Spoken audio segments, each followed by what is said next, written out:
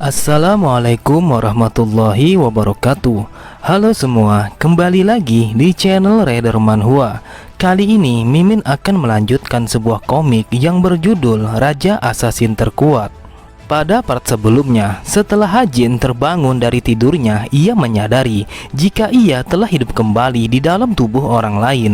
Kemudian ia mencari sebuah informasi siapa sebenarnya bajingan kurus ini. Ternyata fakta sebenarnya ialah bahwa pemilik tubuh itu adalah salah satu dari 7 murid Raja Demon. Ia dikenal sebagai tuan muda ketiga yang bernama Soryang. Sebelum ia mengalami koma selama 6 bulan yang diakibatkan oleh penyumbatan ki di dalam tubuhnya, ia adalah orang yang paling ditakuti dan dikenal sebagai iblis yang mengerikan. Buat kalian yang baru saja mampir di channel ini, Mimin sangat berterima kasih karena kalian sudah meramaikan kolom komentar dengan kata-kata yang positif. Berkat kalian semua, Mimin akan selalu bersemangat untuk mengembangkan channel ini.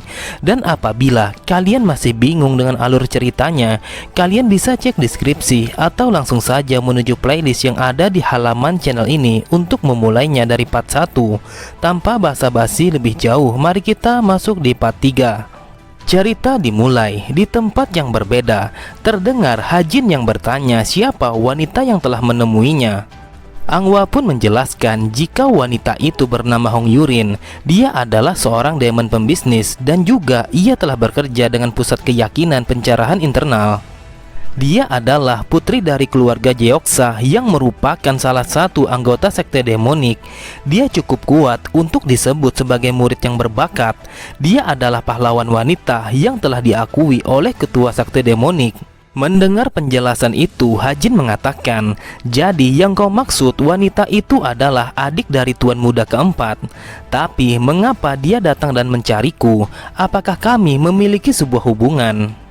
Angwa pun mengatakan jika ia tidak tahu secara detail tentang mereka berdua, akan tetapi yang ia tahu bahwa mereka telah bertemu beberapa kali dalam waktu 1 bulan.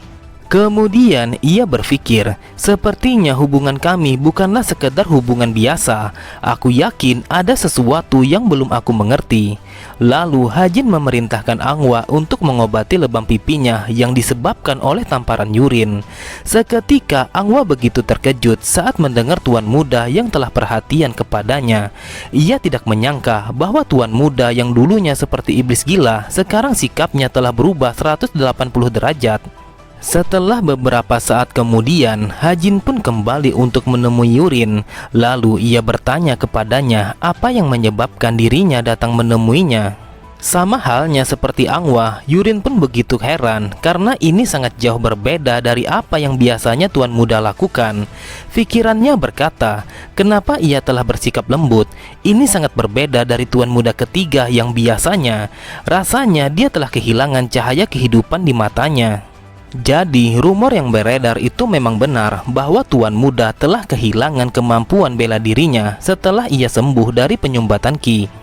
Kemudian sambil menunjukkan sebuah kontrak, Yurin berkata, kita langsung saja ke intinya. Ini adalah kontrak yang sudah kita tanda tangani bersama. Apabila salah satu dari kita telah mengingkari kontrak ini atau situasinya telah memuncak, yang mana kita harus membatalkan kontrak ini, maka hukumannya akan menjadi 3 kali lipat.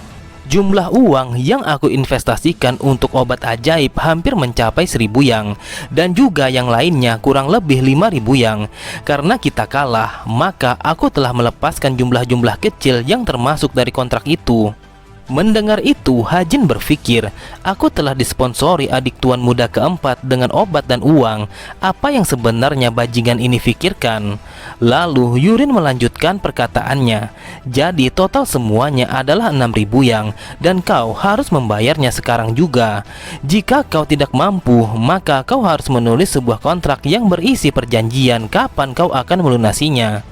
Dasar wanita bajingan, dia memakai alasan kalau Soryang pernah mengalami penyumbatan ki.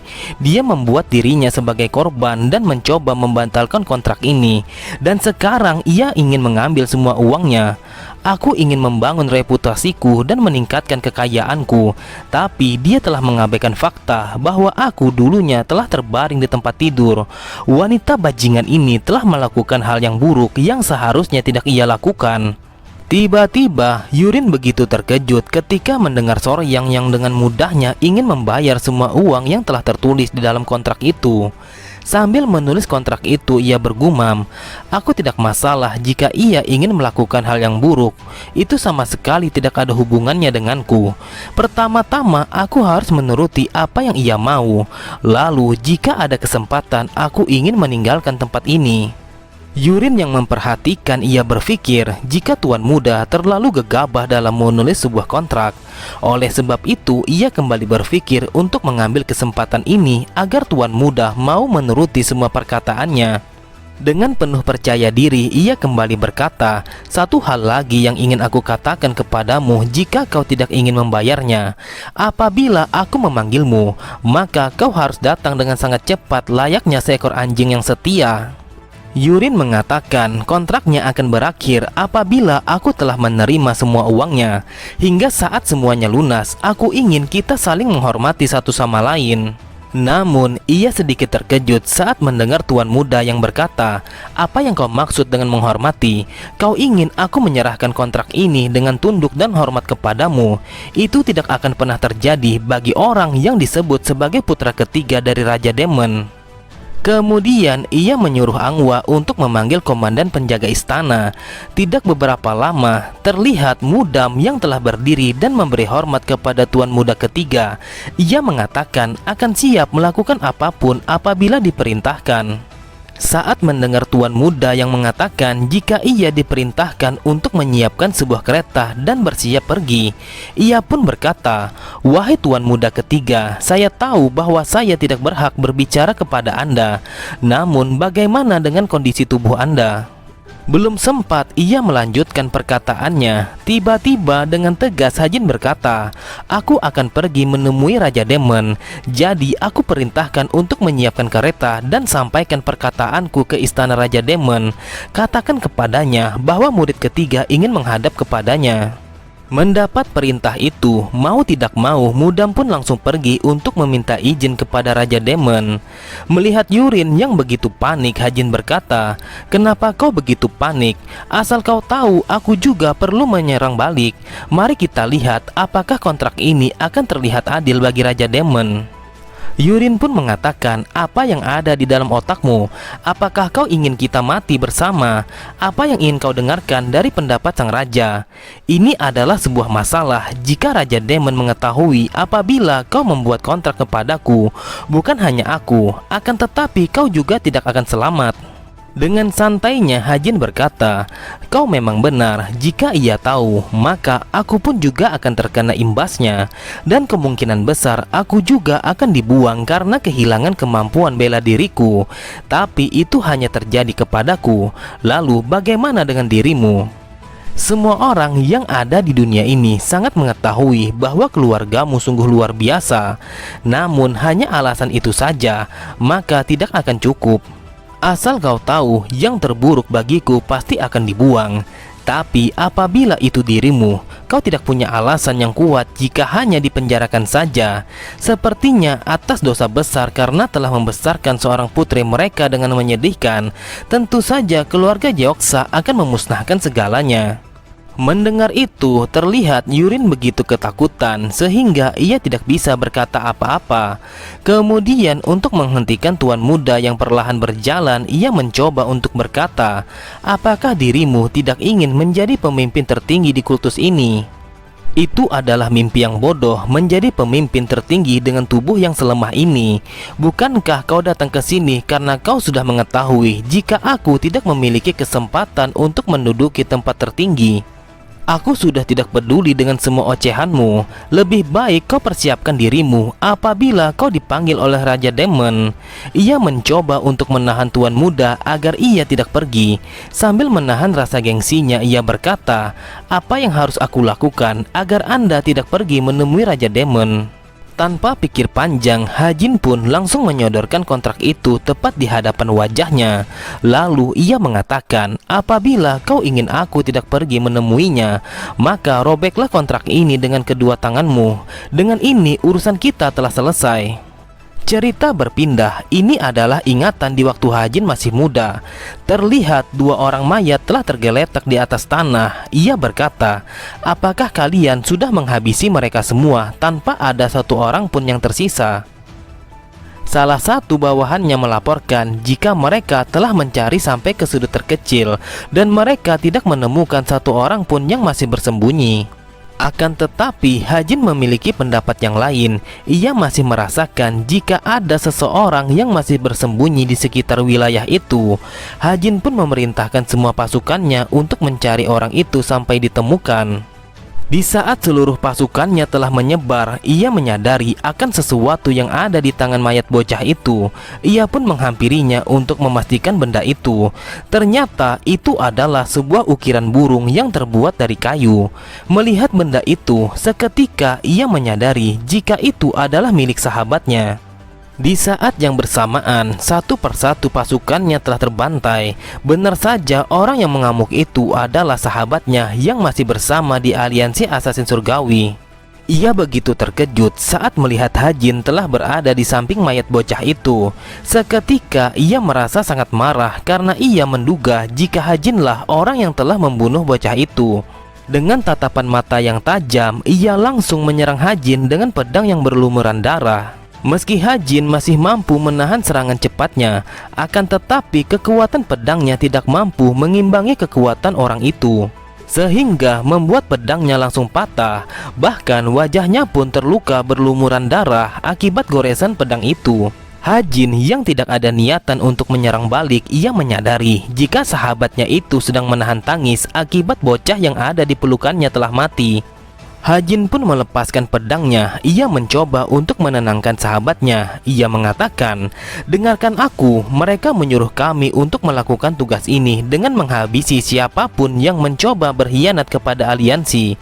Aku sungguh tidak tahu. Aku bersumpah jika aku memang tidak tahu kalau mereka adalah keluargamu. Sambil berteriak ia berkata, apakah membunuh semua orang hanya kau anggap sebagai tugas? Merebut nyawa seseorang hanya menunaikan sebuah tugas? Tiba-tiba dirinya pun terjatuh dan muntah darah. Lalu terlihat seekor parasit telah keluar dari dalam mulutnya. Ia tidak mempedulikan rasa sakit yang ia rasakan. Yang ada hanyalah kepedihan di dalam hatinya. Hajin, apakah kau tahu sesuatu tentang kehidupan? Mana mungkin seorang assassin tidak mengetahui apapun? Aku bersumpah, aku akan mengutukmu meski aku berada di alam baka. Percayalah, di sisa hidupmu akan menjadi sebuah kematian. Cerita kembali berpindah. Terlihat sebuah kereta telah berjalan menelusuri jembatan yang menuju ke tempat Raja Demon. Di dalam kastil itu, terlihat beberapa pelayan wanita telah membersihkan tubuh sang raja. Di balik tirai itu, Mudam yang berlutut sambil memberi hormat kepada Raja Demon. Ia pun menyampaikan sebuah pesan bahwa putra ketiga meminta izin ingin menemuinya secara langsung. Mendengar itu, Raja Demon hanya diam dan menikmati minumannya. Lalu Mudam melanjutkan laporannya. Saya hanya mengirimkan sebuah kereta kepada tuan muda ketiga, dan seharusnya beliau tidak lama lagi akan sampai ke istana Anda. Dengan santainya sang raja berkata, sebaiknya kau membawa putra ketiga ke pavilion penghakiman demonik. Sampaikan padanya aku akan menemuinya di sana. Dan itu membuat Mudam begitu terkejut karena pavilion penghakiman demonik adalah tempat yang misterius. Hanya ada beberapa orang yang bisa masuk ke dalam sana. Setelah mendapatkan perintah itu, Mudam pun undur diri dan melaksanakan tugas yang telah diberikan oleh Raja Demon. Terlihat wajah Raja Demon seperti menyembunyikan sesuatu, entah apa yang ada di pikirannya saat itu. Pada keesokan harinya, di kediaman putra ketiga, Hajin berkata di dalam hatinya saat tangan sang tabib telah memeriksa nadinya, aku masih tidak bisa terbiasa pada aura kacau yang mengalir di dalam tubuhku. Lalu tabib itu berkata, pembuluh darah Anda yang rusak sepertinya telah pulih dengan cepat dalam beberapa hari terakhir ini.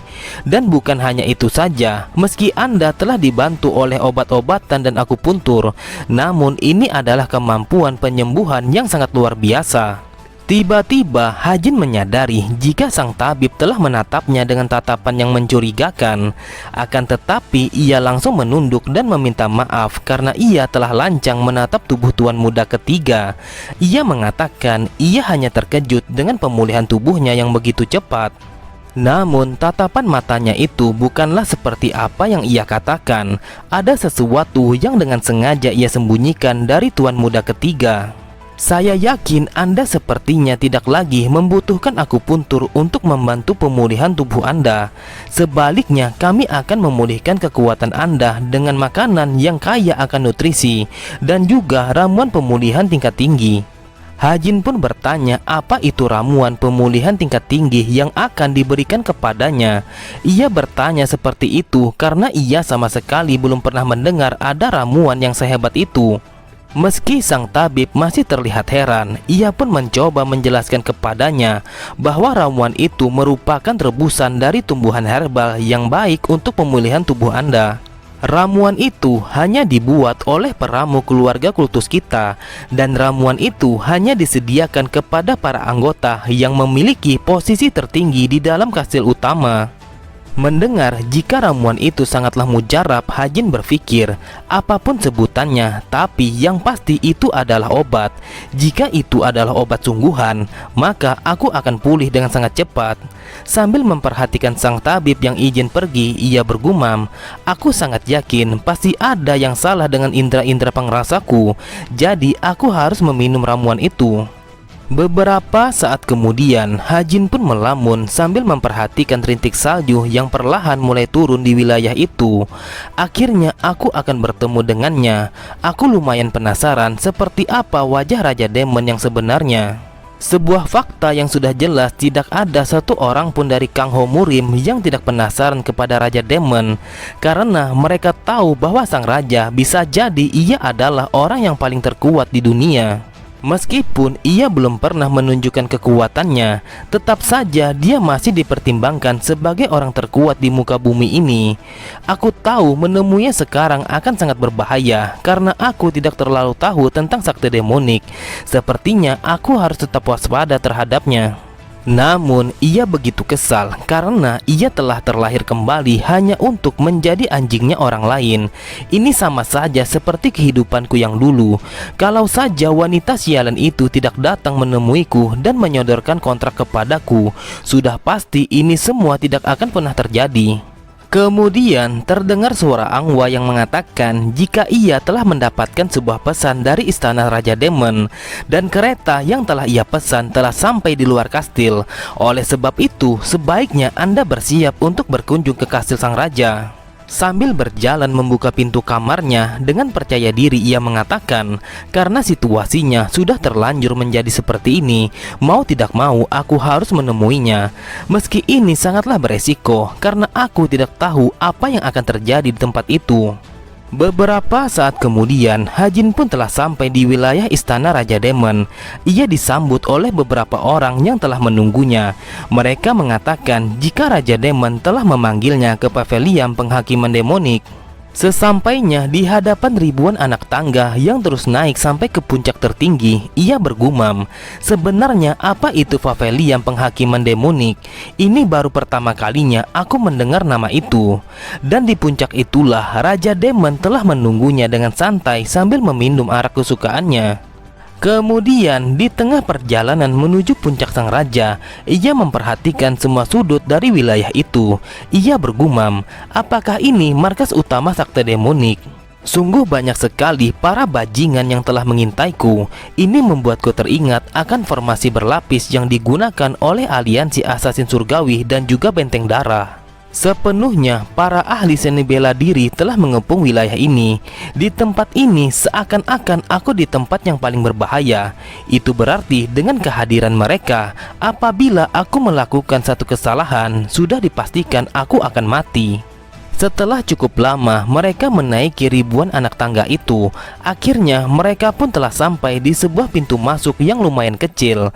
Terlihat Hajin begitu heran, ia mengatakan, apakah ini yang mereka sebut sebagai pavilion penghakiman demonik? Tapi entah kenapa bentuknya tidak seperti yang aku bayangkan. Tapi aku tidak boleh terkejut. Aku harus bersikap santai seakan-akan aku sudah mengetahui segalanya. Namun setiap gerakan yang aku buat akan menentukan atau bisa jadi menjadi faktor keselamatanku di wilayah sakti demonik ini. Sambil memasuki gerbang itu, ia meyakinkan dirinya untuk tidak gentar saat menghadapi sang Raja Demon. Setelah ia melewati pintu gerbang itu, ia begitu terkejut karena pavilion penghakiman demonik tidak seperti yang ia bayangkan. Ternyata tempat itu bagaikan taman-taman alam keindahan. Semua yang ada di sana sangat jauh berbeda dengan apa yang ada di luar gerbang itu. Wajahnya begitu takjub, ia berkata, "Aku kira saat ini kita sedang musim dingin, tapi entah kenapa di sini musim semi." Hajin masih bertanya-tanya dengan apa yang ia lihat. Mungkinkah aku bermimpi karena ini tidak mungkin nyata? Apakah ini sebuah ilusi? Tidak ada cara untuk menjelaskan karena di luar gerbang itu sedang musim dingin. Kemudian ia teringat akan mimpinya saat terlepas dari jeratan aliansi Assassin Surgawi. Sudah jelas inilah tempat yang aku dambakan ketika bersama sahabatku. Tapi ini adalah teknik ilusi yang sangat sempurna. Semua yang aku sentuh sungguh terasa nyata. Tiba-tiba Hajin sangat terkejut ketika terdengar suara yang mengatakan ia harus terus berjalan dan melewati padang rumput itu. Ketika ia melihat ke arah asal suara itu, ia telah melihat sebuah pavilion yang sebelumnya tidak ada di sana. Ia pun menyadari jika di atas pavilion itu ada seseorang yang telah berdiri membelakanginya. Terlihat dengan penuh percaya diri, Hajin pun berjalan melewati padang rumput itu. Setiap langkah kakinya menginjak tanah, seketika itu juga bunga-bunga langsung bermekaran. Akan tetapi di saat ia mengangkat kakinya, bunga itu langsung kering dan mati. Kakiku telah melangkah dengan sendirinya. Aku tidak bisa menahan pergerakan ini. Seakan-akan aku telah terpesona saat melihatnya. Dengan santainya Raja Demon bergumam, "Ini sangat menarik. Di setiap langkah pertamanya ada kehidupan, dan di langkah keduanya ada kematian. Apakah ini pavilion penghakiman demonik yang telah ia bayangkan?" Di sisi yang lain, Hajin berpikir, meski insting dasarku sebagai Raja Assassin telah memberitahuku bahwa tempat itu sangatlah berbahaya, tapi bukan berarti aku akan bisa kembali. Jika aku ingin keluar dari sakte demonik dan hidup dengan kehidupan yang baru, maka aku harus menghadapi Raja Demon. Namun pada akhirnya aku telah bertemu dengannya, orang ke-9 yang disebut sebagai penerus sakte demonik. Dia adalah iblis surgawi yang agung yang bernama Li Chongseng. Di sisi yang lain, di luar pintu gerbang, terlihat Mudam yang terdiam memperhatikan pintu gerbang itu. Penjaga pintu itu begitu heran saat ia berulang kali bertanya, namun Mudam tidak menghiraukannya. Setelah cukup lama ia berdiam diri, kemudian ia berkata, "Di bawah kuasa Raja Demon hanya ada 2 kejadian, yang mana orang luar telah masuk ke dalam pavilion itu. Pertama, sekitar 25 tahun yang lalu saat sang raja menemukan murid pertamanya." Mendengar itu, ia bertanya, "Apakah yang Anda maksud itu adalah Tuan Muda pertama?" Namun Mudam mengatakan kalau itu bukanlah Tuan Muda yang pertama. Dia telah menjadi murid sang raja setelah 20 tahun yang lalu. Seolah tidak percaya, ia kembali bertanya, "Apakah yang Anda maksud itu adalah bahwa ada orang lain sebelum Tuan Muda pertama?" "Benar yang kau katakan, dia adalah seorang murid yang tidak diketahui. Dia telah muncul dalam bayangan kematian di pavilion penghakiman demonik. Kulitnya telah terkoyak seakan ada binatang buas yang telah menerkamnya." Saat melihat reaksinya yang terkejut dan mengatakan apakah yang melakukan itu adalah sang Raja Demon, Mudam pun berkata, "Kau jangan salah sangka, jika sang raja ingin membunuhnya, tidak mungkin ia akan membawanya ke dalam pavilion ini. Orang yang berhasil masuk ke sana adalah Jenderal Strategi Kultus Demonik. Dia adalah orang yang memiliki kuasa mutlak, baik itu hal yang kecil ataupun yang besar. Satu-satunya orang yang memanjat puncak tertinggi dengan memakai otaknya, bukan dengan seni bela diri. Dia berjalan keluar dari pavilion pengadilan demonik dengan kepala menatap ke atas. Dan hari ini gerbang pavilion telah terbuka kembali untuk yang ketiga kalinya. Kira-kira apakah Tuan Muda ketiga bisa berhasil kembali dalam keadaan bernyawa?" Oke semua, cukup sampai di sini dulu pembahasan alur cerita kita. Sampai jumpa di video selanjutnya. Wassalamualaikum warahmatullahi wabarakatuh.